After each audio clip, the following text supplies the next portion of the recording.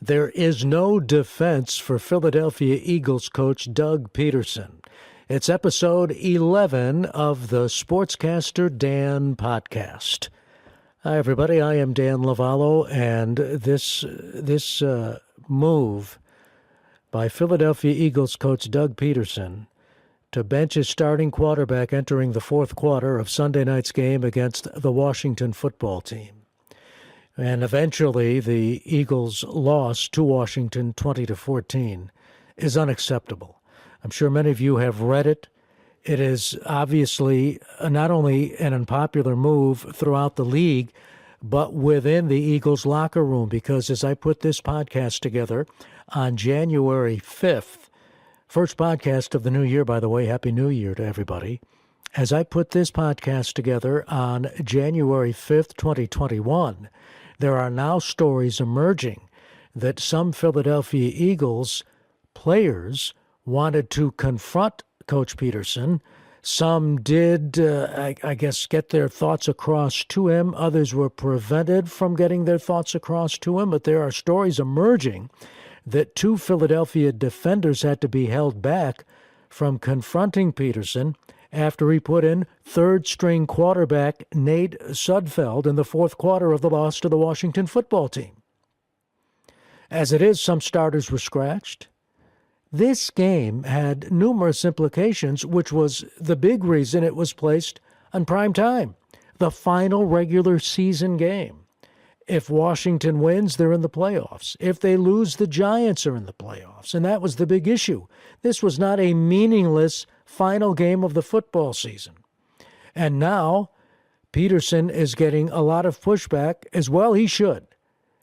If he's getting a lot of criticism, and we know he is, he's got nobody to blame but himself by putting his team in a position of looking as if it wanted to lose the game in order to get a better draft choice. And now there are columns out there. Dan Shaughnessy in the Boston Globe wrote that the Eagles should be penalized, lose a draft choice or maybe two draft choices, that Pederson should be suspended, and that the NFL needs to investigate this. If they came down hard on the Patriots with Deflategate a few years ago, this is much worse than Deflategate. All good points by Shaughnessy, by the way. I'll go a step further. Pederson should lose his job. I want you to think about this for just a moment, because the National Football League is now on board with all of this legalized betting in any state which wants to legalize wagering on NFL games. How could you wager on that game when you see how Pederson operated to lose rather to win? I mean, he's in that situation. I'm watching the game. He's in that situation where a field goal in the third period would tie the game, and he goes on 4th and 3 for the first down. And then he puts in the backup, the third-string quarterback in the fourth period when it was still a game, and then tries to tell us that he legitimately attempted to win that game. This is just starting. This is just the tip of the iceberg as far as this debate. Now, I thought the Giants coach, Joe Judge, whose team was the one which suffered the most through all of this, I thought he handled it very well when he was interviewed by the media yesterday, and he was not happy. He said the Giants would never, without mentioning the Eagles by name, he said the Giants would never disrespect the National Football League. To disrespect the effort that everyone put forward to make this season a success for the National Football League, to disrespect the game by going out there and not competing for 60 minutes and doing everything you can to help those players win, we will never do that as long as I'm the head coach of the New York Giants. So good for him, obviously, to say that, while also getting in his digs at how the Eagles handled that game, how Coach Pederson handled that game. So he got his point across without directly criticizing the Eagles head coach, but we all know how he felt. And when he said the Giants will never disrespect the game of football, that's all he had to say. That's all he had to say. But in the meantime, this crescendo of criticism on Pederson is well-deserved. He has nobody but himself to blame. It's as simple as that.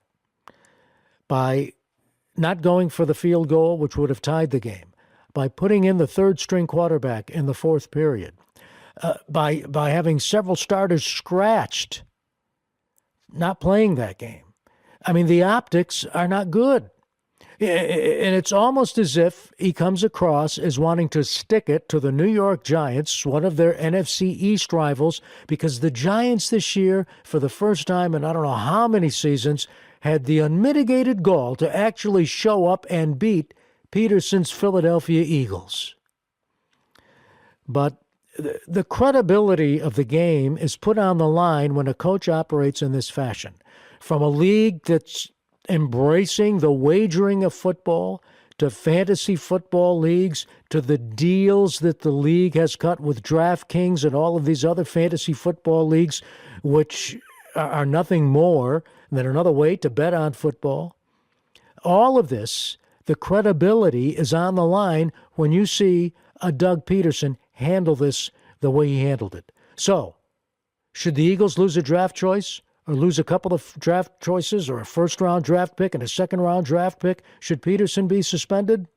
I'll tell you what, if the NFL looks at this as a credibility issue and wants to send a message, I think Pederson needs to lose his job.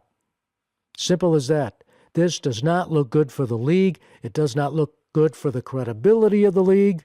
And certainly, when you have this kind of a situation, it's going to bring all of the attention on the head coach. And he deserves all of that attention because of how he coached to lose, no matter what he said about how he was trying to get his quarterback Sudfeld from some snaps in the fourth period because he had worked hard. This is not a preseason game.